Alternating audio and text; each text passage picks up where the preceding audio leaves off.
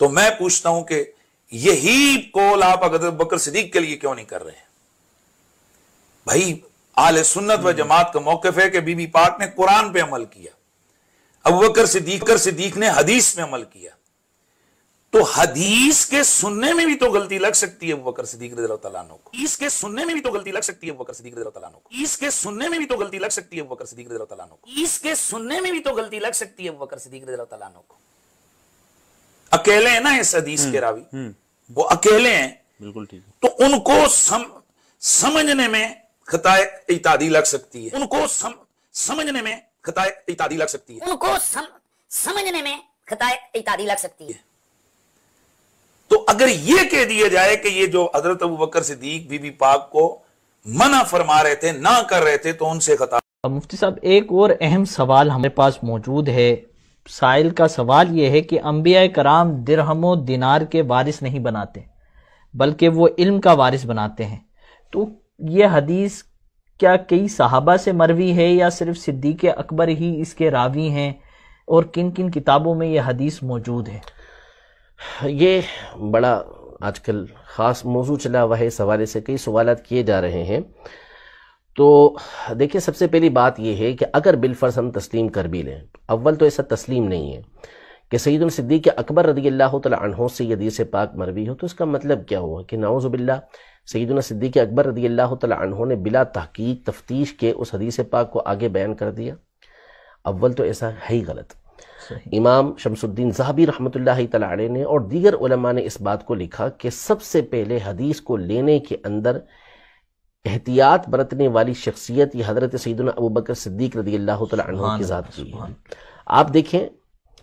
کہ صدیق اکبر رضی اللہ تعالی عنہ اعلان نبوت سے پہلے نبی پاک صلی اللہ علیہ وسلم کے ساتھ رہتے تھے، 16 سال کی آپ کی عمر تھی، اسی وقت نبی پاک صلی اللہ علیہ وسلم سے آپ کی دوستی ہوئی اور آخر عمر تک آپ حضور پاک صلی اللہ علیہ وسلم کے ساتھ رہتے رہے،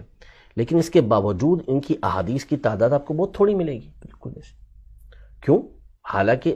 بلا شبہ آپ نے سب سے زیادہ حدیث نبی پاک صلی اللہ علیہ وسلم سے سنی ہے، کیونکہ رہے سب سے زیادہ آپ نبی پاک صلی اللہ علیہ وسلم کے ساتھ ہیں۔ تو ایک تو اس لیے کہ آپ نبی پاک صلی اللہ علیہ وسلم کے زمانے کے بعد، وصال فرمانے کے بعد آپ رضی اللہ تعالی عنہ یہ 2 سے 2.25 سال تک دنیا میں رہے، تو زیادہ اس لیے پھیلانے کا موقع بھی نہیں ملا۔ دوسرا، آپ بیان کرنے میں بہت احتیاط برتتے تھے، حضور پاک صلی اللہ علیہ وسلم کی حدیثوں کو ایسے ہی بیان نہیں کرتے تھے، بلکہ بعض اوقات ایسے واقعات پیش آئے کہ کسی نے حدیث بیان کی تو اس سے گواہ طلب کیا کہ اس میں گواہ لے کر آؤ۔ تو کیا ایسے ہی حضرت ابوبکر صدیق رضی اللہ تعالی عنہ اس حدیث پاک کو بیان کر دیں گے؟ اگر بالفرض آپ سے ہی حدیث پاک مروی ہوتی تو بھی آپ تحقیق و تفتیش کے ساتھ ہی اسے بیان کرتے۔ نمبر 2، اگر آپ نے اس کو بیان کیا تو کیا صحابہ کرام علیہم رضوان دیگر سامنے موجود نہیں تھے؟ بہت سارے صحابہ کرام علیہم رضوان کہتے کہ یہ تو ہم نے سنا ہی نہیں نبی پاک صلی اللہ تعالی علیہ وآلہ وسلم سے، یہ آپ کیا بیان کر رہے ہیں؟ حالانکہ کسی نے بھی ایسا نہیں کہا۔ دوسری بات یہ کہ یہ معاملہ، یہ والی حدیث مبارکہ، یہ تقریباً 13 صحابہ کرام علیہم رضوان سے مروی ہے، اور اجلہ علماء جنہوں نے حدیث متواتر، یہ وہ حدیث ہوتی ہے کہ جس کو اتنے لوگ روایت کرتے ہیں کہ ہم تصور نہیں کر سکتے کہ یہ لوگ جھوٹ بول رہے ہوں، سارے کے سارے ایک بات کے اوپر جمع ہو گئے، اور پھر ہر دور کے اندر اتنے افراد موجود رہے ہوں کہ جنہوں نے یہ حدیث مبارکہ اتنے ہی افراد نے آگے روایت کیا ہو کہ ان کو سن کر نہ لگے کہ یہ جھوٹ پہ جمع ہو سکتے ہیں، ایسا ہو نہیں سکتا۔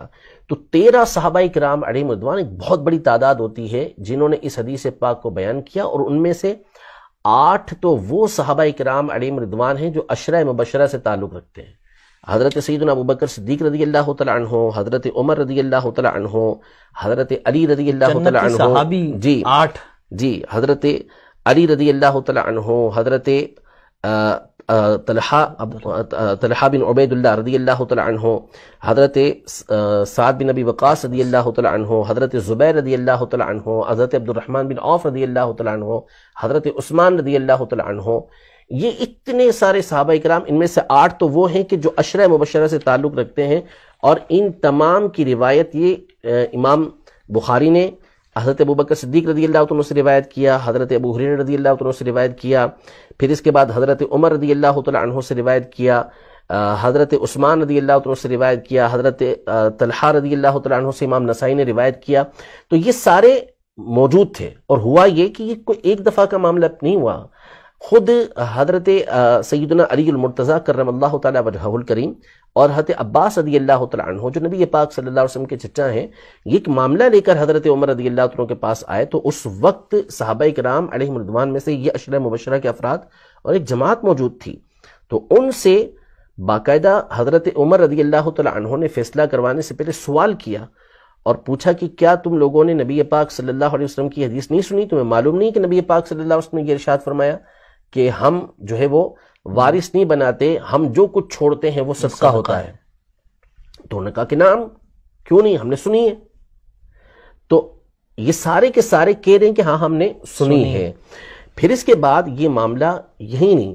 بلکہ مسند احمد کی حدیث مبارکہ ہے کہ ازواج مطہرات، کیونکہ اگر ہم وراثت کی بات کریں تو ان کا بھی حصہ نبی پاک صلی اللہ علیہ وسلم کی وراثت سے بنتا تھا. اکبر کی جو صاحبزادی حضرت تو حضرت عائشہ رضی اللہ تعالیٰ عنہ، ازواج مطہرات نے اس بات کا ارادہ کیا کہ وہ حضرت عثمان غنی رضی اللہ تعالیٰ عنہ کو بھیجیں اور وراثت کا مطالبہ کریں. تو حضرت عائشہ رضی اللہ تعالیٰ عنہ نے ان سے کہا کہ تمہیں یاد نہیں، کہ تمہیں معلوم نہیں کہ نبی پاک صلی اللہ تعالیٰ علیہ وسلم نے یہ ارشاد فرمایا تھا کہ ہم وارث نہیں بناتے، یا ہمارا وارث نہیں بنایا جاتا، ہم جو کچھ چھوڑیں وہ صدقہ ہوتا ہے. تو وہ بھی ساری راضی ہو گئیں. مسند اسحاق بن راہویہ کے الفاظ ہیں کہ انہوں نے اپنا حصہ چھوڑا اور راضی ہو گئی اس کے اوپر. تو یہ سارے صحابہ کرام علیہم رضوان روایت کرنے والے موجود، اور پھر یہ معاملہ ایک سے زائد مرتبہ پیش آیا، اور جب بھی یہ حدیث یاد دلائی گئی تو سامنے والے آمنا صدقنا کہ بالکل خاموش ہوئے. تو اب یہ کہنا کہ صدیق اکبر رضی اللہ تعالیٰ عنہ ہی اس حدیث پاک کو روایت کرنے والے، پہلی تو بنیادی بات یہی غلط. اور بالفرض اگر آپ روایت کرنے والے اکیلے ہوتے بھی تو بھی وہاں پر صحابہ کرام علیہم رضوان کی جماعت موجود تھی جو کسی لومت لائم کی پرواہ نہیں کرتی تھی، کسی ملامت کرنے والے کی ملامت سے ڈرتی نہیں تھی. وہ صاف کہہ سکتی تھی، لیکن ان تمام نے اس بات کو قبول کیا کہ ہاں یہ بات ایسے ہی ہے جیسا کہ سیدنا صدیق اکبر رضی اللہ تعالیٰ عنہ یہ ارشاد فرما رہے ہیں.